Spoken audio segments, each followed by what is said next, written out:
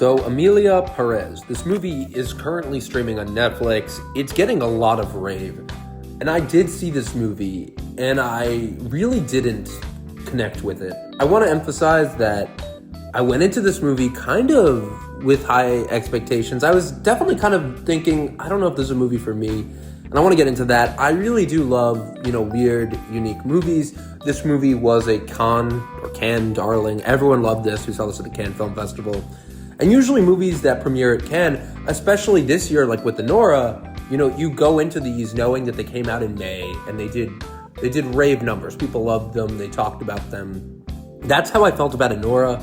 And I kind of knew with Sean Baker's track record and the types of movies he makes, I knew I would like that. And Emilia Perez, I was interested. I was thinking, all right, this is a definitely unique take. I really had no idea, honestly, what it was. I knew it was a musical. I knew it was a crime. I knew there was a transgender character. I knew Selena Gomez. I knew Zoe Saldana were in it. But that's really all I knew. And then I watched it this weekend. And I did, honestly, as soon as it started, I actually kind of realized, oh, wait, the concept is not what I expected. The movie is about a cartel boss, a feared cartel boss who hires this lawyer, played by Zoe Saldana, to help him as he transitions into a woman. And I thought right away, okay, that's an intriguing logline. Like, the actual concept of Emilia Perez is really interesting.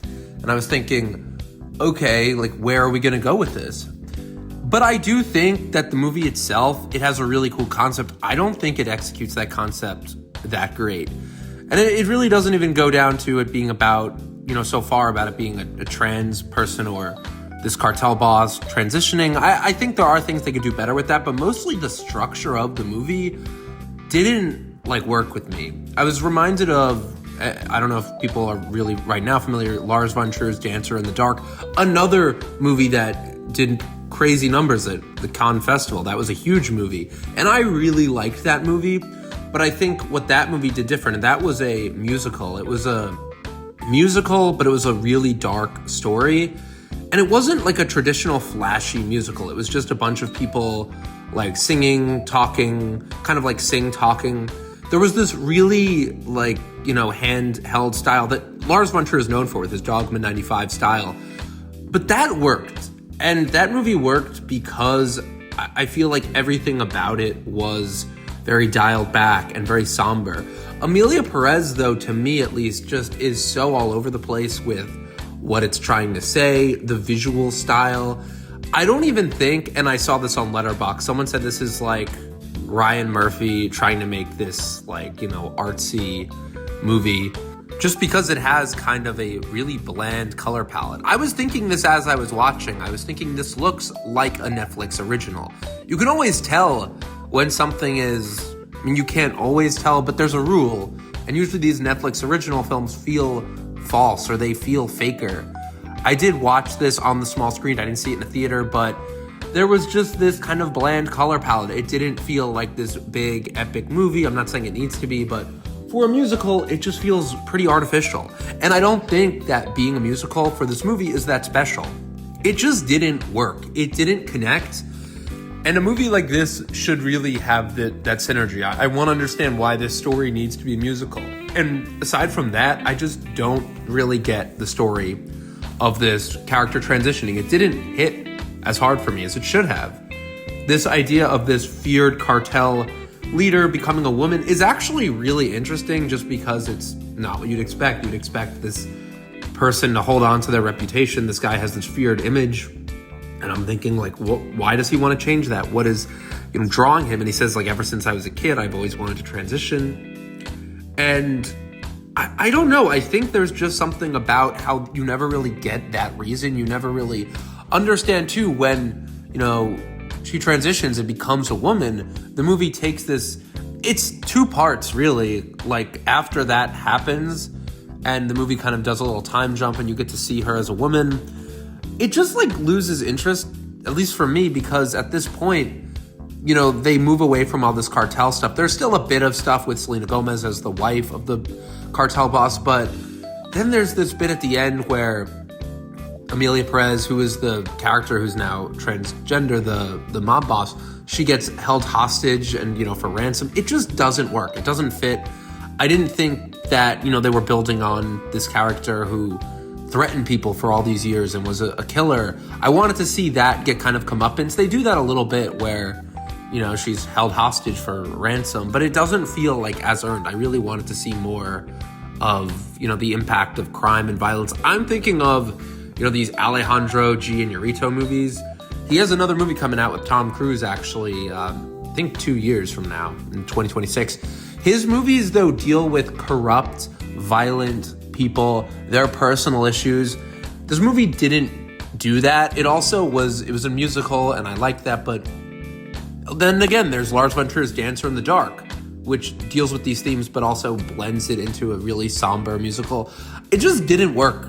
If you compare those two films, if you compare Alejandro Inarritu's movies where he intertwines the lives of all these people, and then you have Lars von Trier's Dancer in the Dark, which is a musical, this didn't feel like either of them, respectively. It just felt like a bunch of different movies, and it just didn't work.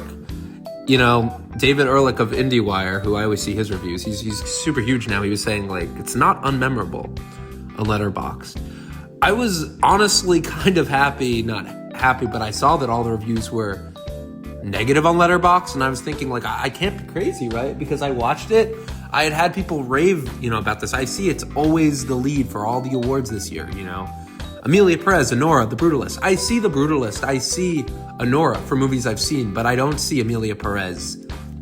Just because it's such a messy movie to me, and there doesn't really seem to be a message that's so clear. Just seems to be this very blunt story. Oh, this person wants to change their body. They want to become different. That's fine. But then there's this whole, they want to change their personality. They want to move on from being a mobster. And then it just doesn't work. It doesn't feel like, there's this deep story. I don't know anything about any of the characters. Now that I think about it, I think that was a big complaint. I don't know really anything about Zoe Saldana, about the wife of a Selena Gomez character, except for the fact that she's a wife. Everyone is just, they have this function. They're just like a piece to a bigger part of the machine. It's not like they have any depth. I wouldn't, be like, Selena Gomez had this great performance. I thought she was great.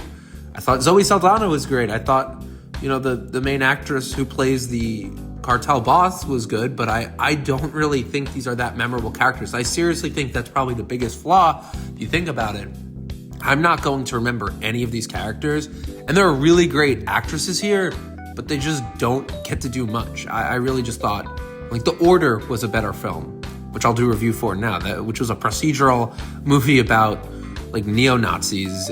I saw that, thinking, for a Monday mystery movie, that movie was a simple procedural, but I don't know, I was invested in the characters more. So, I don't know. Let me know what you guys think of Emilia Perez. I think that there's probably a lot I'm not getting on, maybe because I don't, fully understand or relate to, the trans experience. There's probably stuff, though, about that rub people the wrong way. For me, it just feels like it's such a weird vehicle to tell the story about being trans, and they don't, fully go into that. She's a mob boss now, she's transgender, and trying to change her ways. It just didn't feel fully like it was about this trans experience or being about a cartel boss. Please let me know what you guys think, because I really just didn't enjoy this movie, nor did I think it was that deep. It had cool artistic moments. I liked some of the music numbers. I liked how it was weird at times, but it just didn't fully work. Felt weird. As soon as it ended, I wasn't really thinking about it. That was amazing. I was just thinking that felt like kind of a typical Netflix movie. And it just, it's one of these movies that's getting all this rave and hype. And I've been not seeing it for a while. It's been on Netflix, I guess since November. But it was in New York City in the theaters, I believe, since October. But I've really just been waiting to see it because it just looked very odd, not like a great movie to me. And I don't think it's that great. So let me know what you guys think. Thank you very much for watching. Make sure to like and subscribe. Let me know what you think of Emilia Perez.